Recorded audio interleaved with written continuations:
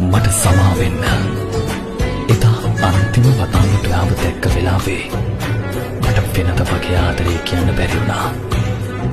තව ආත්මිකදී ආදරේ කියනකම්